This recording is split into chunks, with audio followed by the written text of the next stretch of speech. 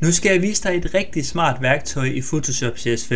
Det er nemlig værktøjet Puppet Warp, som bruges til at manipulere med objekter, ved at man indsætter sådan nogle pins, og så kan man altså flytte rundt på de her pins, og objektet det følger med. Jeg har det her billede, hvor jeg har den her person i et lag for sig selv, og jeg gør ham lige lidt større ved at vælge Edit, Free Transform, holder Shift ind og lige trækker i et hjørne, for at lige gøre ham lidt større. Trykker på Enter for at bekræfte. Så kunne jeg godt vælge at bruge det værktøj, der hedder Warp Bar, som findes i mange versioner af Photoshop. Det finder man i Edit, Transform, Warp. Så får vi det her gitter, hvor vi kan trække de her kurvehåndtag, skæringspunkter også her, kan vi se, og objektet det følger med. Men vi har som sådan ikke mulighed for lige præcis at manipulere med hans ben, som vi vil, eller andre kropsdele. Så derfor vælger jeg lige at fortryde. Og så konverterer jeg lige det her lag til det, der hedder et Smart Object. Det gør jeg ved at gå op i Layer, Smart Objects, Convert to Smart Object. Og det kan vi se ved, at vi har det her lille symbol hernede.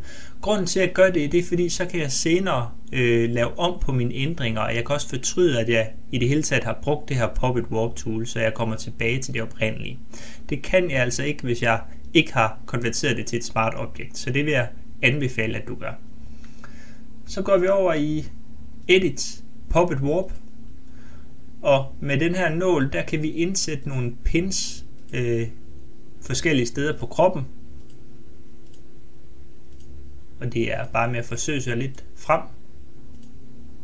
Således for eksempel. Og når man har indsat de pins, man gerne vil, så kan man trække fat i en pin, simpelthen ved at holde venstre museknap ind, og så kan vi se, hvis vi trækker den her, så følger objektet med.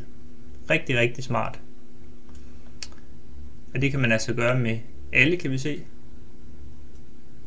Man kan godt trække fat i flere pins på én gang. Det gør man ved at klikke på en pin, holde Shift inde, klik på en anden en, og så kan vi se, at nu flytter vi altså begge de her pins her.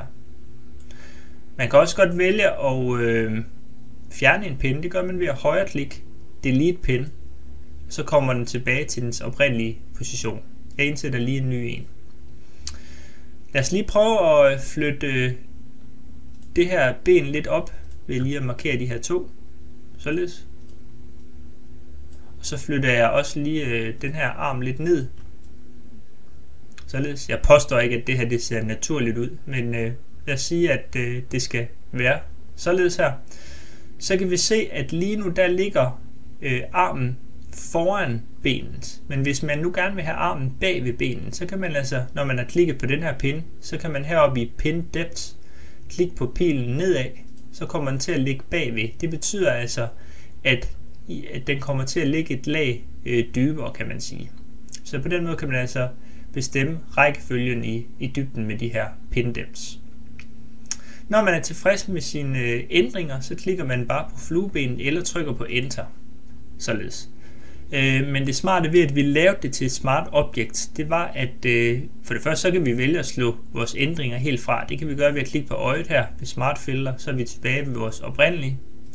Vi kan også godt dobbeltklikke hernede i Puppet Warp, så får vi de her pins tilbage, hvor vi igen kan manipulere med dem, som vi har lyst til. Fortryde eller godkende vores ændringer, således.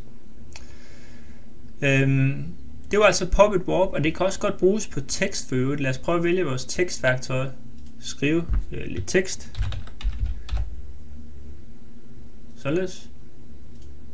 Lige flytte det over hjørnet herovre.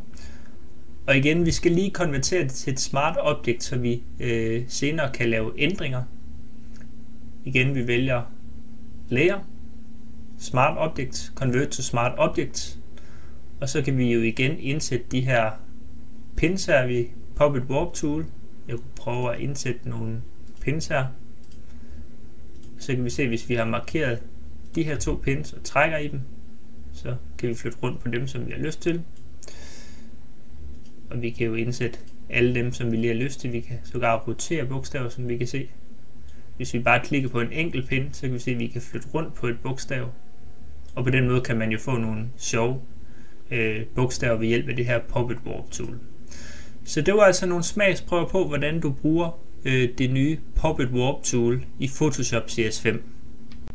Nu skal jeg vise dig et rigtig smart værktøj i Photoshop CS5. Det er nemlig værktøjet Puppet Warp, som bruges til at manipulere med objekter, ved at man indsætter sådan nogle pins, og så kan man altså flytte rundt på de her pins, og objektet det følger med. Jeg har det her billede, hvor jeg har den her person i et lag for sig selv, og jeg gør ham lige lidt større ved at vælge Edit,